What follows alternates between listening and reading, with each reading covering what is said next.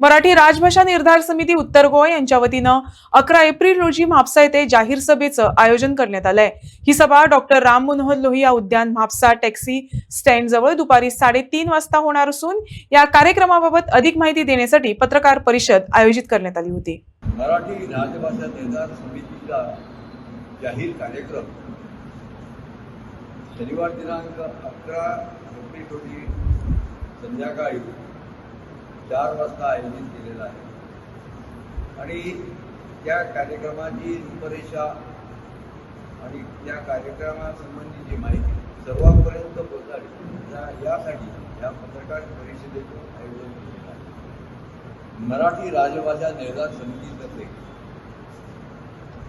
जनजागृती व्हावी, मराठी माणसातील मराठी प्रेम जागृत व्हावं यासाठी समितीतर्फे अनेक कार्यक्रम हाती घेण्यात आले आहेत। त्यात 7-8 युवा मेळावे, 15-16 मातृ मेळावे, 18 प्रखंडातील 6 प्रखंडासाठी 11 एप्रिलची ही जाहीर सभा होणार आहे आणि या सभेत मराठी मन जागृत करण्यासाठी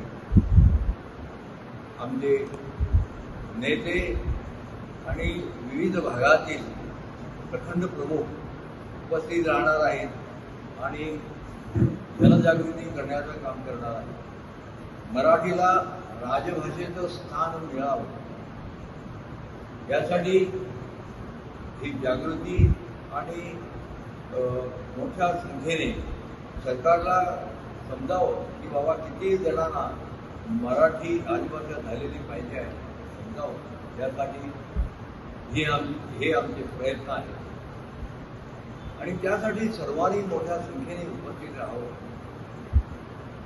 आम्हाला माहीत आहे उत्तर गोव्यात बहुतेक करून सगळे मराठी प्रेमी आहेत, सगळ्यांची माय मराठी मनात आहे, पण ती मनात असलेली मराठीचं प्रेम सर्वांपर्यंत पोहोचावं ते दिसावं यासाठी सगळ्यांची उपस्थिती प्रार्थनीय आहे।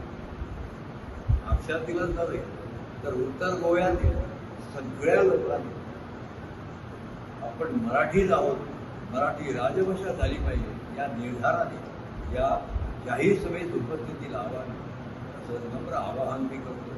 3:30 वाजता एकत्रीकरण होणार आणि या एकत्रीकरणाच्या माध्यमातून एक साधारणतः टॅक्सी स्टँड जो आहे त्यापासून ते महात्मा गांधी चौक आहे तिथला फेरी घेऊन नंतर ते लोहिया मैदान जे आपले आहे शेजारी त्या ठिकाणी एकत्रीकरण होणार आहे आणि हा कार्यक्रम त्याचा उत्तर गोमंतक असा म्हणून आपण घेतो आहे आणि या कार्यक्रमाला साधारणतः बिचोली, साखळी, म्हापसा,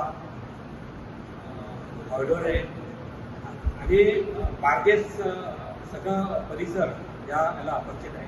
बार्देसमध्ये साधारणतः देवी मंडळ आहे, हळदोळा मंडळ आहे, कोलवा मंडळ आहे, चोले मंडळ आहे, कलंगूट मंडळ आहे। या सगळ्या भागातनं आपले कार्यकर्ते यावे, सगळी जनता एकत्रित राहावी असा प्रयत्न आहे।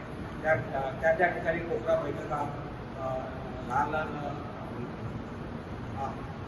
सगळ्या भागातनं उपस्थित व्हावे असा प्लॅन। ह्याच्यामध्ये आणखी एक सांगायचं म्हणजे भांगडे आणि पेंडे हा जो प्रमुख भाग जो आहे हा पण याच्यामध्ये आपण समाविष्ट केलेला आहे आणि या भागातलं भरपूर संख्या उपस्थित राहावी हा असा कार्यक्रम आहे। आपल्या गोव्यामध्ये मराठी राज्यभाषेला डावलून आज राजकर्ते ज्या पद्धतीने काम करतात ते पाहून खरंच त्यांची कीव करायची वाटते। भाऊसाहेब बांदोडकरांपासून ते आतापर्यंत आपण त्याची सगळी सविस्तर माहिती गोळा केली तर राज्यभाषा गोव्याची ही मराठीच व्हायला पाहिजे होती। दुर्दैव सगळ्या काही राजकारण्याने खच खाल्ली याच्यामध्ये म्हणजे आपल्याला त्याच्यापासून खूप दूर लोटलं गेलं।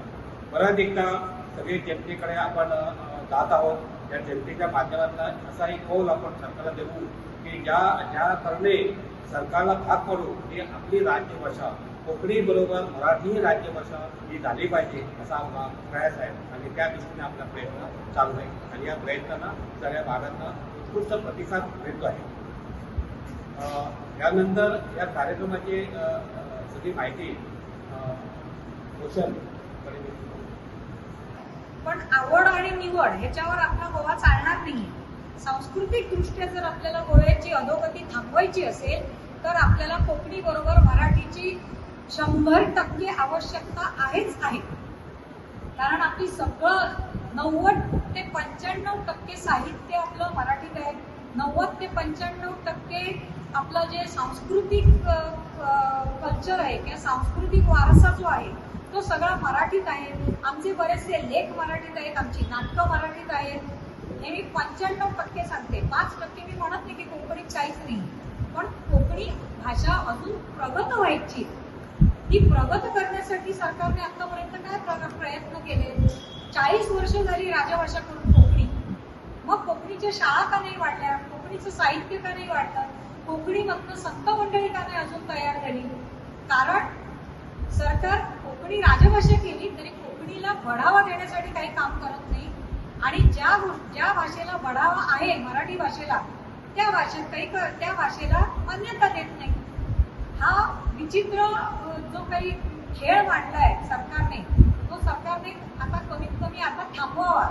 नाही तर मराठी प्रेमींना फार टोकाचं पाऊल उचलावं लागेल. आणि जर सरकारला वाटतं की आम्ही टोकाचं पाऊल उचलू नये तर त्यांनी याच्यात साधक बाधक विचार करावा. हवं तर त्यांच्या वरिष्ठांशी बोलावं आणि कोणाशी बोलावं आणि त्यांनी हा प्रश्न लवकरात लवकर